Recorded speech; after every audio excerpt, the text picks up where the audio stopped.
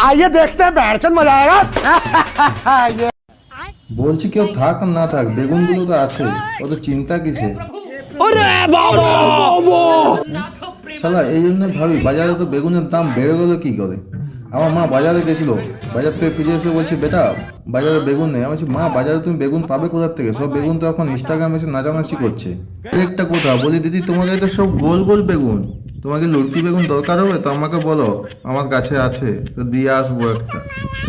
আর বলি তোমার মা ঘরে না, বেগুন খোঁজাখুঁজি করছে, রান্না করবে বলে। আগে যাও বাড়ি যাও, আগে বেগুনগুলো দিয়ে আসো, তোমার মা রান্না করবে। আর তোমাদের গোল বেগুনগুলো খেতে ইচ্ছা করছে, মানে রান্না করে।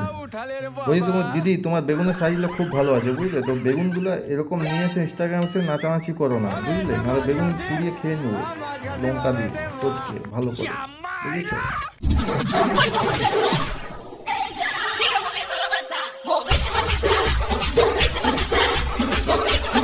ওরে বাবা, এটা কি হলো? এটা তো দেখি তাল গাছে খেজুর ঝুলছে।